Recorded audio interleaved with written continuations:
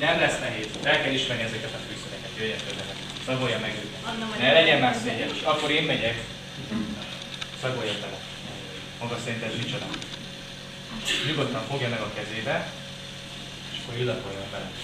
Hagyja oda a kolléganőnek hátrébb tudja. Ő vett fogácsát, úgyhogy ő is bele szól. Na, valami? Nem, R betűvel kezdődik. Kitti a szakértő biztos. Az ellenzéki frakcióvezető. Nyugodtan, nézzák, nyúljanak bele, fogják meg az állagát. Lehet, hogy az a tanár ott a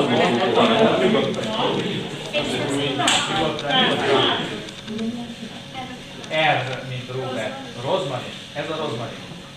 Jó, jön a következő. Nyugodtan szagolja meg. Ez egy érdekes dolog.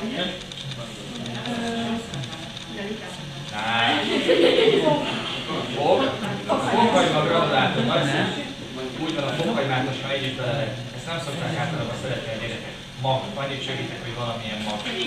Kömény mag, nagyszerű. Ha szeretik a pizzát, akkor ez biztos, hogy fogják. Nem, de majdnem. O betűvel kezdődik, annyit segít.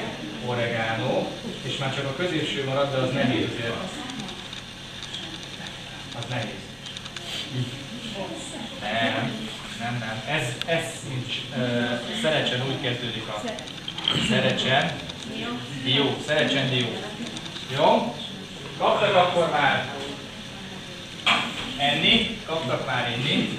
Most már megtúrbúztuk az agyukat is, most már van ismeret is. Nézzük meg, hogy milyen gépeket, meg berendezéseket látnak itt.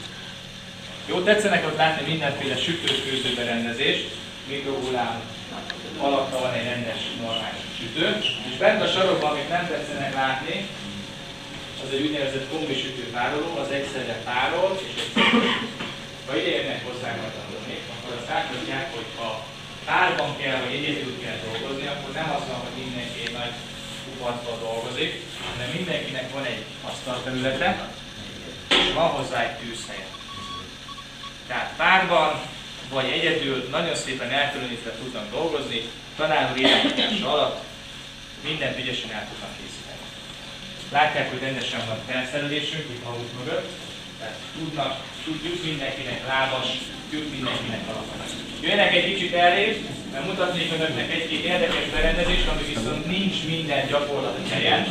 Vagy kérem meg a fiatalemeseket, hogy erre az oldalra álljanak át. Jöjjenek oda a hátsó nyugodtan, aki magasabb, beállhat ide a barikát mögé. Jöjjenek, ne legyenek szétjelősek.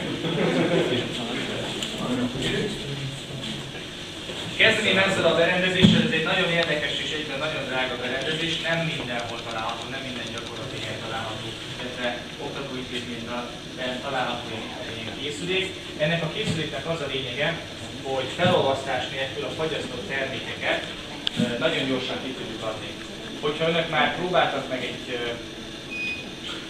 nyugodtan beszéljék meg, egy fagyasztott, tehát egy fagylalt kanállal kiszedni egy adagot, egy nagyon jó, erősen működő fagyasztóból, akkor azt tapasztalták, hogy előbb-utóbb a kanál az elhagyja a kezükbe, ugye?